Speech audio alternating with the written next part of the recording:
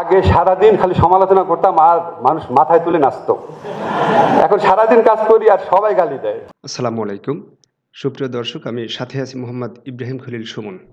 2024-এ কোটা বিরোধী আন্দোলন, যা পরবর্তীতে স্বৈরাচার বিরোধী আন্দোলনের রূপ নেয় এবং ফ্যাসিস্ট হাসিনার পতন হয়। পরবর্তীতে ডক্টর মোহাম্মদ ইউনূসের নেতৃত্বে বাংলাদেশে অন্তর্বর্তী সরকার গঠিত হয়। সে অন্তর্বর্তী সরকারের অন্যতম উপদেষ্টা অধ্যাপক ডক্টর আসিফ নজরুল, তিনি এই অন্তর্বর্তী সরকারে খুবই গুরুত্বপূর্ণ ভূমিকা পালন করে যাচ্ছেন। তিনি তার একটি আলোচনায় অতীত এবং বর্তমান দুটোকে মিলিয়ে খুব সুন্দর একটা কথা বলেছেন। তিনি বলেছেন, আগে সারাদিন খালি সমালোচনা করতাম আর মানুষ মাথায় তুলে নাচত। এখন সারাদিন কাজ করি আর সবাই গালি দেয়। দর্শক, আসলে ব্যাপারটা এরকমই, যারা কাজ করে না তারা সবসময় অন্যের কাজের দোষ খুঁজে বেড়ায় এবং তারা বেশ লম্বা চওড়া কথা বলতে পারে, যার কারণে যারা শ্রোতা, অন্য মানুষ, তারা এই বিষয়টা খুব উপভোগ করে যে অন্য কারো দোষ যখন সামনে উপস্থাপন করা হয়, মানব প্রকৃতির স্বাভাবিকতায় প্রায় সকলেরই এটা ভালো লাগে।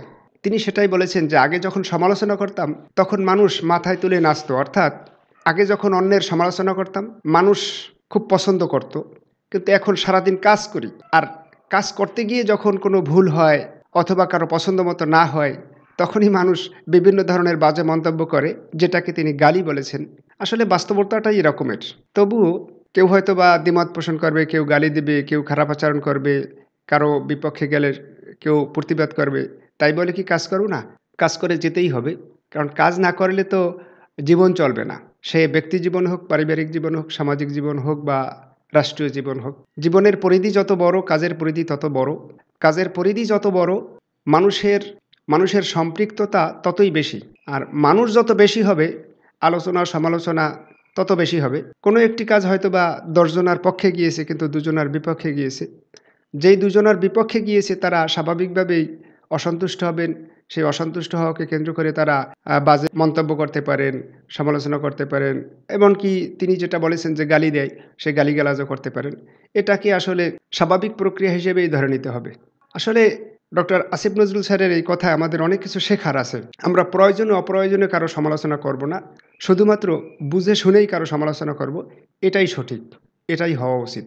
আগে সারাদিন খালি সমালোচনা করতাম আর মানুষ মাথায় তুলে নাচতো।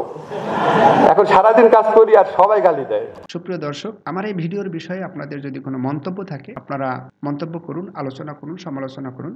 আপনাদের আলোচনা, সমালোচনা, মন্তব্য আমাকে আরও সুন্দরভাবে ভিডিও করার ক্ষেত্রে, উপস্থাপনা করার ক্ষেত্রে অনুপ্রেরণা যোগাবে। আপনারা যারা এখন আমার চ্যানেলটি সাবস্ক্রাইব করেননি, অনুগ্রহ করে আপনারা আমার চ্যানেলটি সাবস্ক্রাইব করুন এবং যারা সাবস্ক্রাইব করেছেন তাদেরকে অসংখ্য ধন্যবাদ। আসসালামু আলাইকুম।